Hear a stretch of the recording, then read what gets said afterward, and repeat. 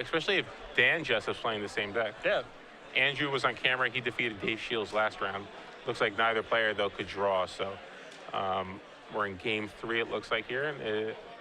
Are we having a mulligan decision? Wow. Like mulliganing. I got to say, Jessup has mulliganed basically every game he's been on camera that I've seen. It's your fault. It must be my fault? Yeah, who else could we blame? Yeah. Shroud's not in here. I'm not in here. Although Jessup mulliganed to 5 against Shields in game 3 and won. Really? So, yeah. Very impressive. Very, very well played, too. Shields kept 7? Shield kept 7. Wow. Stalled on 3 lands, though. Just couldn't get there. Okay. There was one turn where Shields might have made a slight error, but it was very high level. Like, you basically have to read him on our hybridization. But it was close. It was a very close game. So, Lloyd, Kurth here, Mono Black Devotion, Mono Blue. This is one of those matchups we were talking about it, me and Shroud were talking about it last round, where depending on who you talk to, you'll get a different answer as to who's favored. Yep. You know? You actually hear that a lot. You know, some people think that Mono Blue is like 50-50. Sometimes they feel it's a little bit better than that after sideboard. Some people feel like Mono Black really can't lose the matchup. I remember, you know, when Owen Turnwald won his Grand Prix, he Sam Party in the finals. Owen playing Mono Black, Sam Party playing Mono Blue, both masters of the archetypes, individual archetypes. A lot of the times, we just always saw that match go to 3, and Mono Black would just end up winning the 3rd game. Yeah. It just seems like it's close, no matter what. I know that, you know, the sides are kind of polarized, I think, on who feels like they're going to win, but I just feel like overall just the matchup is just a close matchup. Yeah, I certainly don't feel like anyone's overwhelmingly favored. Yeah. These are the 2 pillars of the format. It's only fitting that they're kind of 50-50 against each other.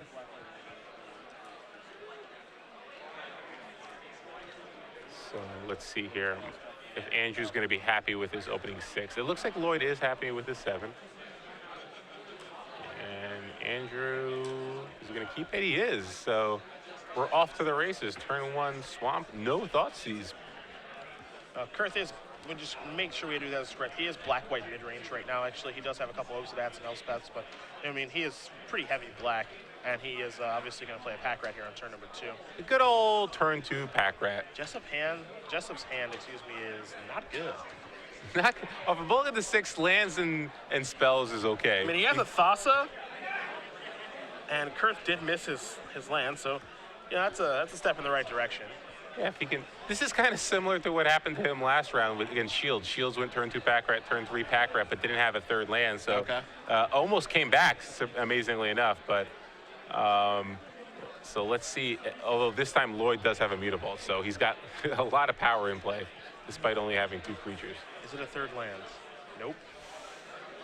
All right, so might not matter. Let's see if he's just going to attack for 8 here. I mean, his draw's pretty good with no 3rd land. Yeah, he's still got removal. Yeah.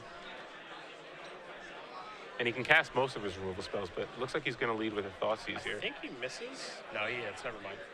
There's a Thassa and a Rapid Hybridization. So that's a good Thoughtseize here. You got to get rid of that hybridization. That can cause some problems. So just leave him with lands and a Thassa. Obviously, he's going to be able to scry, but attack for 4 here.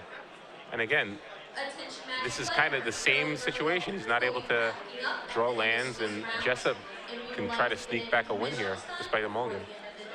Take him home, Thassa. That's what she's going to try to do. Prove how powerful you are. Yeah, you're really good. Find the Biden. Yeah. Hey, hold on. The Biden's not... No damage. It'd still be good. It's still good. It just sets up a following turn. Yeah. Jessup took that card. Let's see what that card is. Frostburn Word would be fine. Frostburn would be very I'll good. take a Frostburn Word. How's it every time we watch, like, the black decks, they always have an ultimate price in their hand that doesn't do anything? Yeah. It's like the 4th time. It's always got an helper. Hey, it can kill a Cloudfin Raptor. It sure can. You're right about that. You see a Master? Yeah, all right. All right. Devotion's 3. Kurth. Now it's fine. Now Master Waves is good. Or excuse me, now Ultimate Price is good. Elemental Tokens will be coming. Wow, it just goes to show you, it's like, this matchup is so swingy. You cannot tell me that someone's a very favorite. It's super swingy. Like, Jessup just cast the Master. It's a Master, a Thassa, a Cloud Raptor's a 2/3. But Kurth can just go, all right, kill your Master, and then he's just back in the lead again. Yeah. You know, he can go, if he draws a land and he just goes Ultimate Pressure Master and threatens the activation of Mutavault, he's still fine. Yeah. Turn 2 Pack Rat, and Thoughtseize cast early too. You'd expect that person to be heavily favored, and now it's really close just because he's not able to draw a 3rd land.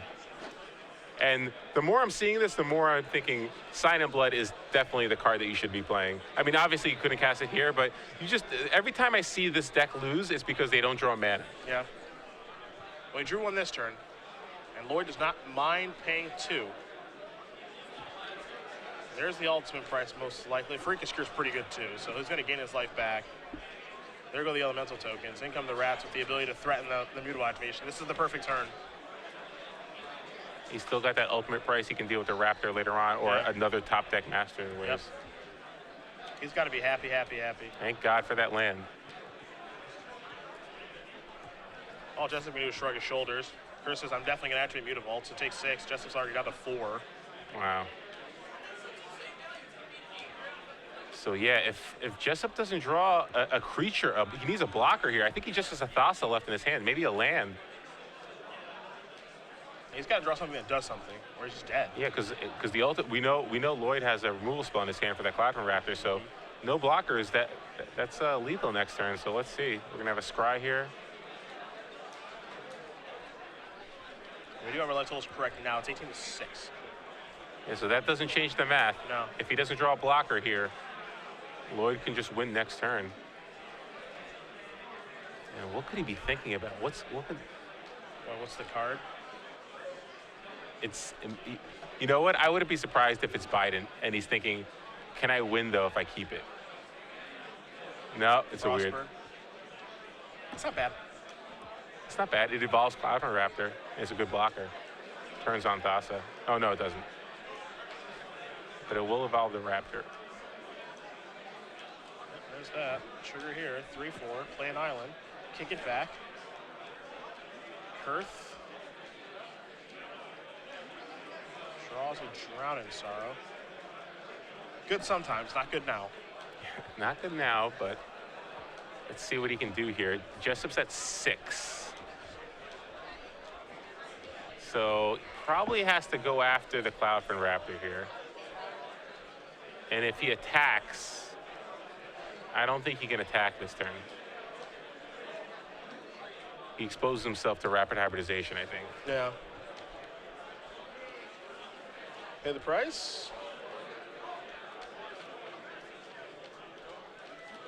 Looks like he's also got a Hero's Downfall and a Banishing Light, so maybe he's trying to decide whether or not he just maximizes mana this turn. Gonna get that thing out of the way. Oh, wow. Rats. I mean, you get to block, you get to trade with one of these things. Well, it's going to be a 3/3. That's why I was wondering if Lloyd even wanted to attack, because if he trades here with a 3/3 and Jessup has a hybridization, then he can actually deal with the rats. I think you spin your weird and trade. Oh, wow. I don't know. That's really close. Well, maybe you really just need Thassa turned on. That's the thing. I think that's really close. He just doesn't know how much removal Lloyd has in his hand. That's the thing.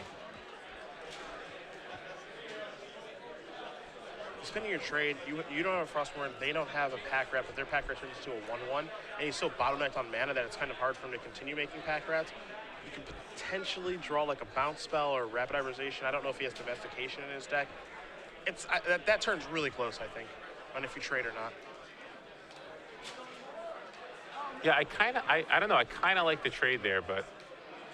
And now he doesn't have any blockers. So now he doesn't have any creatures in his hand, so... Yeah. If Lloyd just pulls the trigger and uses the Hero's Downfall on the Frostburn Weird, then he should be able to win. If he draws a land, I think he definitely goes for it. Lifebane, I think. Yeah. Has Devour Flesh. Does not have Hero's Downfall. Does have Banishing Light, though. So you can guess Banishing Light. Yeah, I think he has both. So either way, he's going to be able to deal with Frostburn so Weird this turn. I think he's going to to cast Devour Flush, maybe? I would not recommend that one. Of other removal spells, I wouldn't recommend that one. Flush is interesting, right? Because like you get to target your opponent with that, but then you also get to activate Mutavault to deal some damage. Yeah, but your opponent's at 4. Like, I get maybe playing around hybridization, if that's your logic, but he basically would have used it last turn if he had it. You could have just tried to kill him this turn, I think. But instead, you give him another turn. But again, there's not that many cards. There's not that many outs he has. Yeah, Jessup's drawing pretty slim now. Especially because you know you have a Mutavault that can attack next turn as well. Yep. So. Cloudfin Raptor's going to come in. All Jessup do is pass the turn back. You've got a Mutavault that can come in. You've got a Hero's Downfall or Vanishing like to take care of any problems. Going to fire Mutavault. Coming to the red zone. That is going to do it. Lloyd Kurth is going to win this match over Andrew Jessup. 2-1. Black-white mid-range downs mono-blue Devotion. Only potential, for only one Jessup brother to make the top 8, but we know there's a black-white mid-range deck on our top 8 now. Yeah, so we have black-white mid-range, we have green-white aggro, we have mono-blue. Those are the 3 archetypes that we know for sure. Yep.